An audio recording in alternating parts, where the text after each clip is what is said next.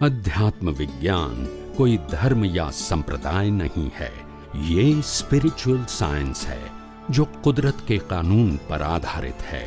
ये विज्ञान पूरे ब्रह्मांड के सभी रहस्यों को उजागर करता है और जीवन के सभी पहलुओं को समझने के लिए एक नई दृष्टि देता है।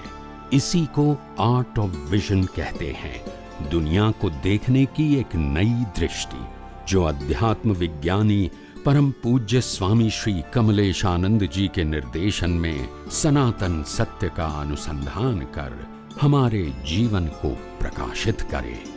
जय सच्चिदानंद। વર્તમાનમાં વર્તે સો જ્ઞાની, બરાબર? હવે વર્તમાનમાં જ્ઞાની પુરુષ જ્યારે ઉપયોગ ચૂકી જાય ત્યારે રીસેટ કરે, બરાબર? અને મારું માનવું એવું છે કે રીસેટ કરે એના ગો હેડ, જ્યાં ચૂકાઈ ગયા ક્ષણો માટે મિનિટો માટે ઉપયોગ ચૂકાઈ ગયો, ગો હેડ, પાછું વળીને જોવું નથી અને પાછું વળીને જોતા નથી તો રીસેટ કરે છે, રીસેટ કરીએ જ નહીં અને આપણે જ્ઞાન દર્શનને જ એટલું મજબૂત બનાવીએ કે જ્યારે ફરી પાછા એ સંજોગ ક્ષણો માટે કે મિનિટો માટે નો આવે ત્યારે પાછું આપણું જ્ઞાન દર્શન એટલું મજબૂત કરીએ કે એમાં આપણે આગળ વધીએ। તો એ કોન્સેપ્ટ સારો છે, એનો વાંધો નથી, કોન્સેપ્ટ સારો છે, પણ આપણે તો શું કહીએ છે કે સમ્યક જ્ઞાન સમ્યક દર્શનનો ઉપયોગ ચૂક્યા તો સમ્યક જ્ઞાન ને સમ્યક દર્શનનો જ ઉપયોગ કરવાનો છે। It is continuous or reset, પણ કરવાનો તો એ જ છે, કન્ટિન્યુઅસમાં બી એ જ કરો છો, રીસેટમાં બી એ જ કરો છો, બીજો તો ઉપયોગ છે નહીં।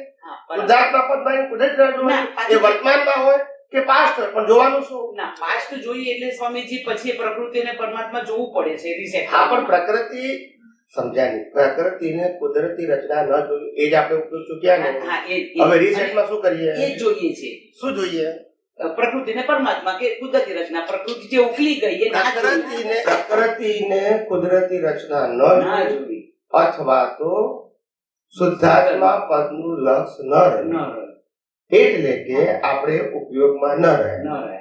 સંજોગ ગમે તે હતો, સંજોગની વાત કરતા નથી, આપણે જ્ઞાન દર્શનનો ઉપયોગ ચૂક્યા એની જ વાત કરીએ છીએ। પછી એની સામે સંજોગ કયા હતા ભૂલી જાવ। હવે આપણે કોઈ પણ સંજોગોમાં હું કુદરતી રચના જોવાનું ચૂકી ગયો તો ફરીથી એ સંજોગમાં કુદરતી રચના જોઉં છું। અચ્છા, એ સિવાય પણ કોઈ પણ સંજોગ છે એમાં શું જોઉં છું? કુદરતી રચના। એટલે બીજો સબ્જેક્ટ તો છે જ નહીં। બરાબર છે, ના એ વાત બરાબર છે, સબ્જેક્ટ એક જ છે।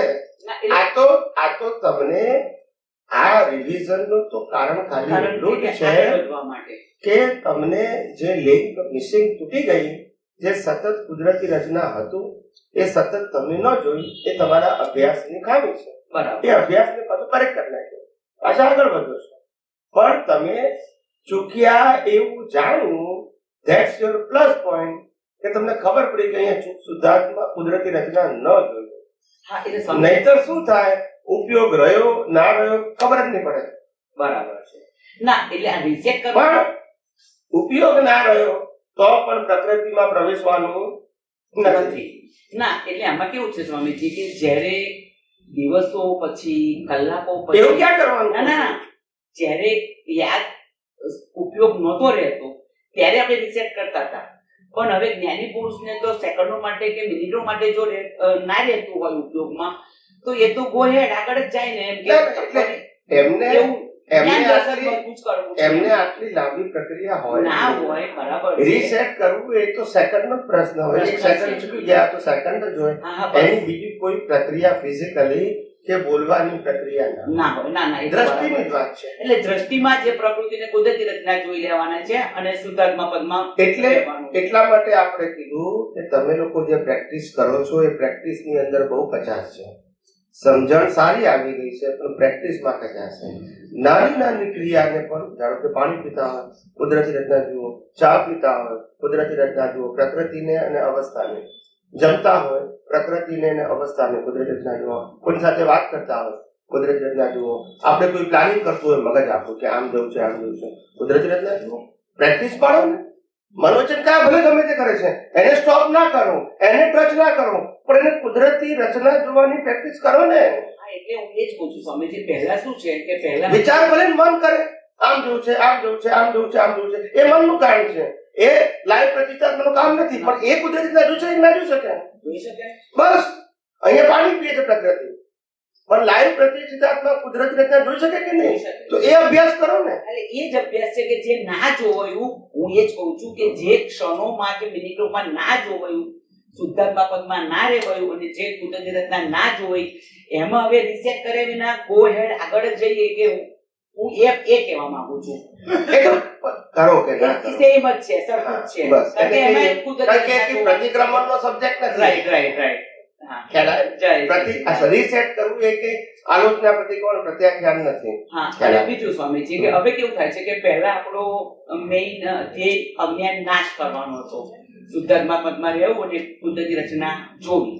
પણ હવે જેમ જેમ અંદર રિસર્ચ ચાલ્યા કરે એમ હવે શું થાય છે કે હવે અજ્ઞાન નાશ કરવાનો ઇન્ટેન્સ એક બાજુ, પણ અંદર સમ્યક ચારિત્ર બનવામાં આમ વધારે ઇન્ટેન્સ રહે છે.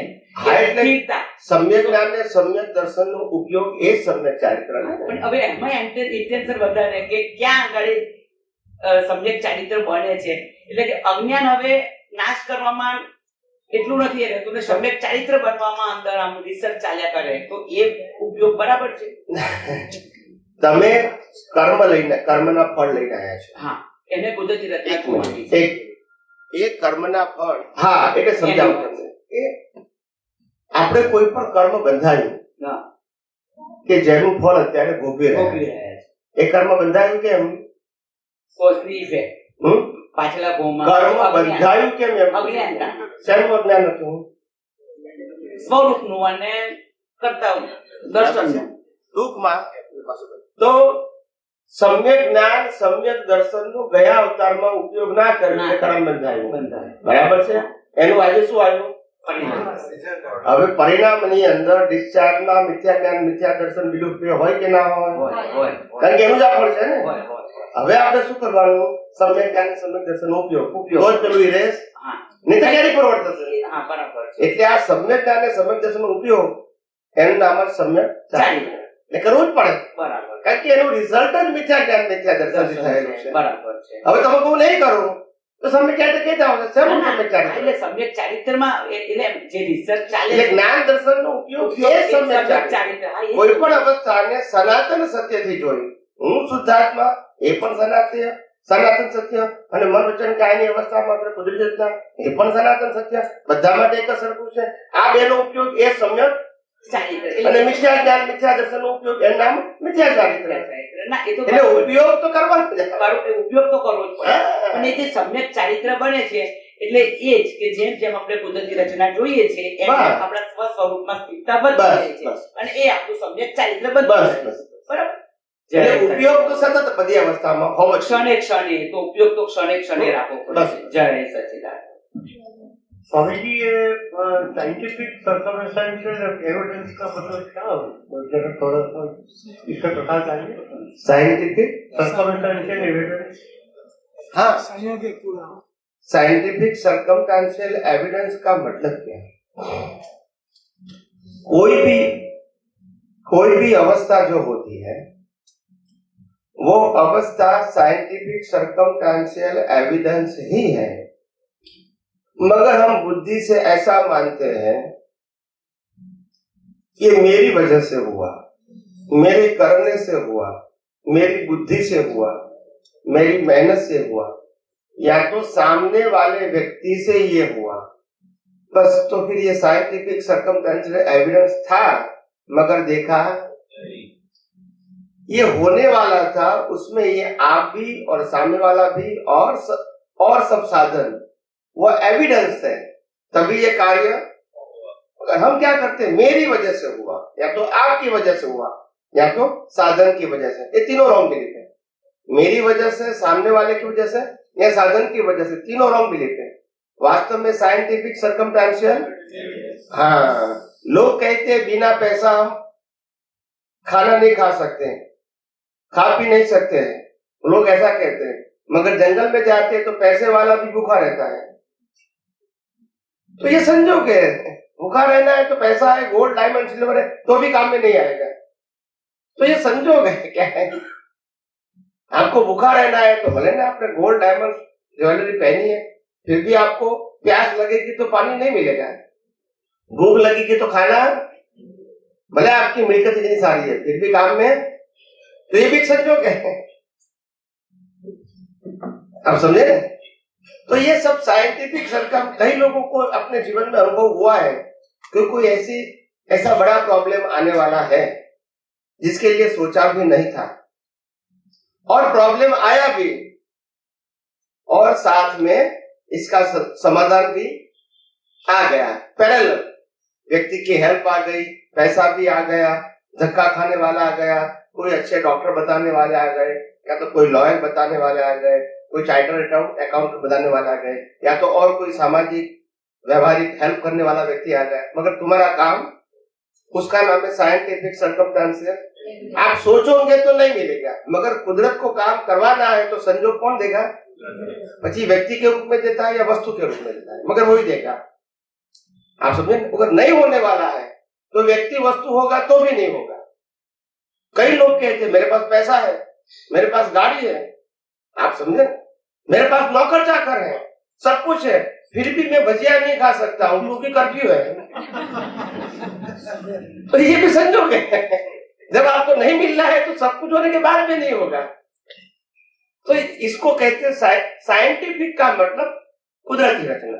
सिंपल भाषा में कुदरती रचना, इसको दादा भगवान ने साइंटिफिक सर्कमस्टेंशियल एविडेंस बताया। एविडेंस का मतलब कुदरत, कुदरती कानून, इससे बनी अवस्था, वो कुदरती रचना, तो वो साइंटिफिक हो गया। अकेला कुदरती रचना बोलते हो तो तीन तो होते, दो उसमें आ ही गया, इंक्लूड हो गया, हर बार बोलने की जरूरत नहीं है। मगर ये तीनों से होता है। कुदरती रचना में कुदरत और कुदरती कानून दोनों आ गए, इनबिल्ट हो गया। क्या हो गया? ये दोनों के बिना कुदरती रचना नहीं होती है, और ये तीनों को जोड़ना है तो उसको कहेंगे साइंटिफिक सर्कमस्टेंशियल। और इसीलिए कई लोग मेरे को कहते हैं कि स्वामी तुम अकेले चल पड़े हैं दुनिया के अंदर या अध्यात्म विज्ञान का नया मार्ग देने के लिए, तो तुमको ऐसा नहीं लगता है कि it is overload for you? नहीं, मैं तो आनंद से काम कर रहा हूँ। तो बोला ऐसा कैसा होता है? और लोग तो कितना टेंशन वाले होते हैं, धर्मगुरु टेंशन वाले होते हैं। मैंने बोला वो तो होंगे ना, क्योंकि वो तो मकान, मंदिर के मालिक, संस्था के मालिक, शिष्य के मालिक, नहीं समझना है। मैं ना मंदिर का मालिक नहीं हूँ, संस्था का नहीं हूँ, शिष्य का नहीं हूँ। टेंशन किसका है? बोलते नहीं है। किसका टेंशन? इसका भी मालिक नहीं हूँ। टेंशन किसका बताओ ना मेरे को। किसी का मालिक है तो टेंशन है कि ये मेरी संस्था है, ये मेरा मंदिर है, ये मेरा शिष्य है, ये मेरा फॉलोअर्स है, अभी तो चिंता रहेगी उल्टा सुल्टा होगा तो। मगर यही मैं उसका ही मालिक नहीं हूँ, फिर तकलीफ कहाँ है? और काम करते रहो, संजोग देते हैं कुदरत तो काम करते रहते हैं, नहीं देंगे तो नहीं करेंगे। फिर कहते हैं स्वामी जी आप इतना सारा सत्संग समझाते हो, विज्ञान समझाते हो, फिर भी लोग इसको फॉलो नहीं कर रहे। तो मैंने बोला मेरे को क्या है, मेरा काम तो बताना है, आचरण करना, उपयोग करना, न करना उनकी स्वतंत्रता है।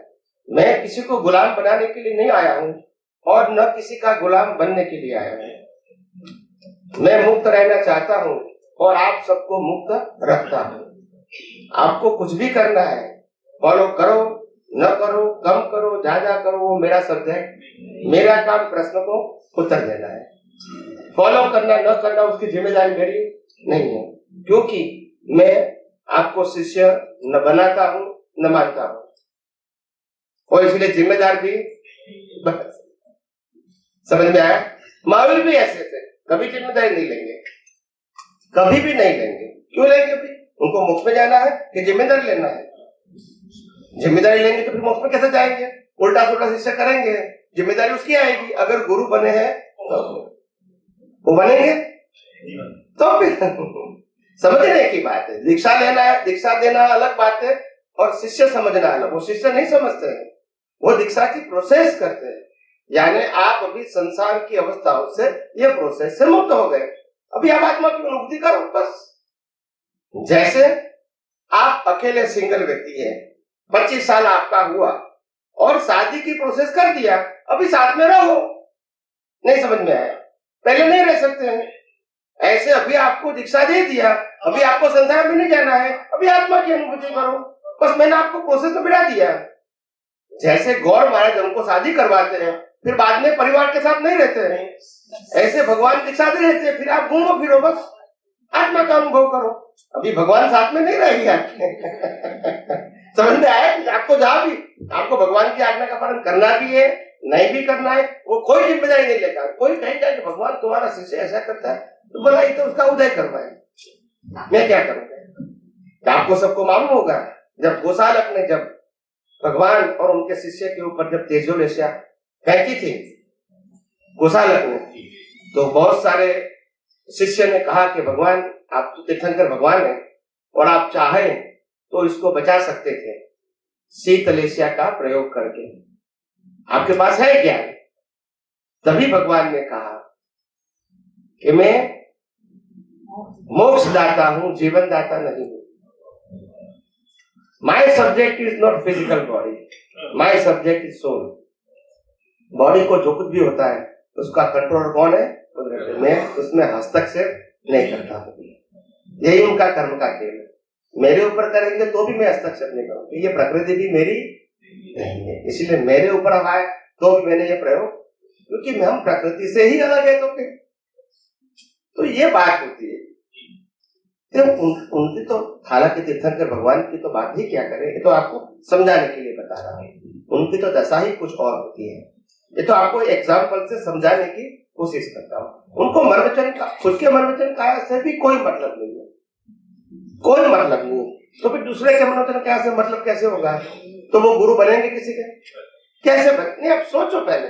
नहीं बनने का बिकॉज ऑफ सम रीजन। वो क्यों बनेंगे? इनको मोक्ष में जाना है कि उनको ट्रेन करना है? तो फिर ये जो खटपट करते हैं ना, खटपट ये यहां ही करते हैं। जो संपूर्ण नहीं होते हैं या जो मार्ग पर चल रहे हैं वही करेंगे, पूर्ण पुरुष नहीं करेंगे, कभी नहीं करेंगे। क्यों करेंगे? उनको तो मोक्ष में जाना फिक्स है।